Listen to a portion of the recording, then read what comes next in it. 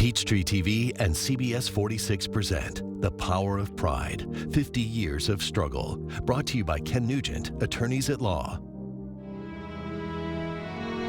Hello, I'm Karen Greer. Welcome to a special look at the power of pride, 50 years of struggle. Atlanta's annual Pride Festival is one of the most celebrated events of the year, from the who's who to the parties and the rainbow-saturated floats. But its origin stems from protest, struggle, and victory.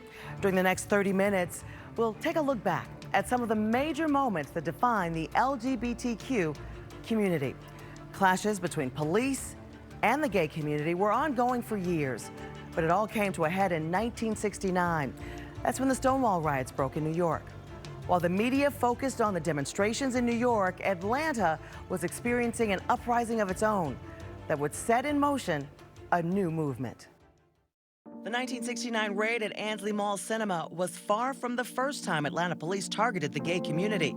The relationship was contentious for years. You know, you'd be going to a bar and the police might be in the parking lot, and they might be yelling stuff at you. But this one sparked a rebellion. The raid was the proverbial straw that broke the camel's back. I think that everyone had enough. Abby Drew was there that night, excited to see a screening of Andy Warhol's Lonesome Cowboys. Theater owner George Ellis regularly featured provocative indie films. They said it was homoerotic, whatever. I was going because of Andy Warhol. I was in the arts. And my friends who went with me were very progressive. 15 minutes into the movie, officers rushed into the theater. Locals had complained the satire on Hollywood westerns was more porno than avant-garde. The lights went back on, and I looked at my friends, and someone said, "What's going on? What's going on?" And someone else said, "We're being raided." I'd never been in a raid in my life. Officers went row by row, ordering patrons to lean up against the walls, where they were searched and asked to hand over their IDs.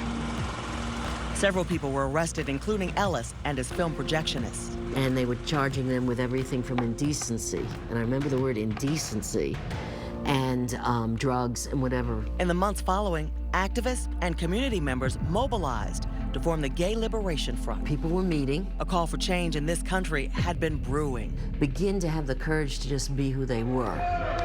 New York was still reeling from the Stonewall riots that June. Days of violence and demonstration lit up the city after police raided the popular gay bar. We thought we were making a revolution, and we were. A revolution in values and perceptions and everything. Willis Bevins, a regular at the Stonewall Inn, was in Europe the night the riots broke out, but returned to New York ready to fight for social justice. I was in the first parade up Fifth Avenue, the first Gay Liberation Parade, and in rally in Central Park. While news coverage of Stonewall hadn't reached much of the country, the Georgia Front would go on to fight against the state's anti-sodomy laws, register LGBTQ voters, and organize the city's first Pride March. I've learned young that change is slow, and I had to understand that.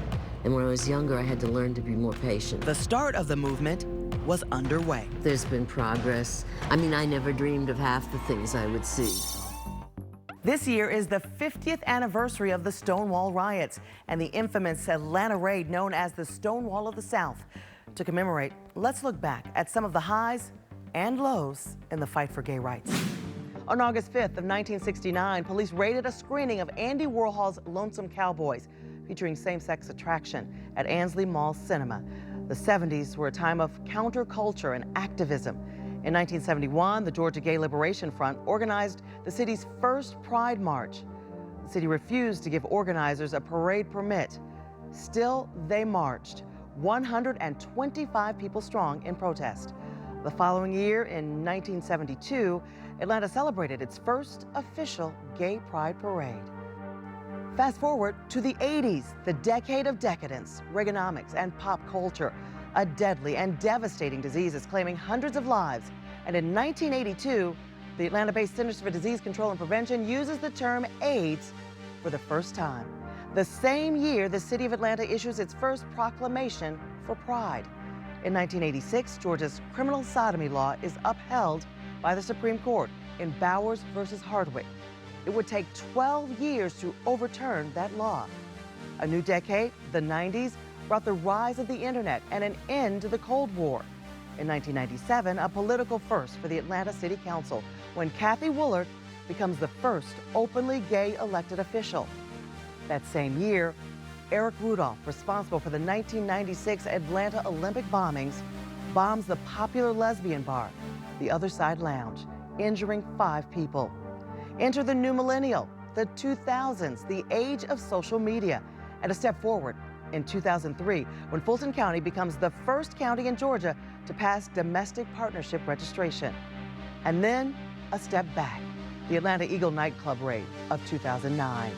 Atlanta police barged into the popular gay bar, arresting 8 people. A lawsuit and national outcry led to police reform. In 2015, Georgia recognizes all same-sex marriages, a reflection of the significant strides over the 5 decades, and showing there's always been pride in the struggle. Thanks for taking a look back.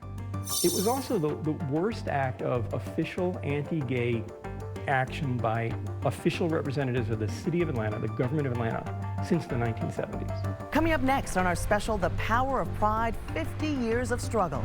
Even though it seemed LGBTQ rights were becoming more accessible, a shakeup leaves a stain on the city.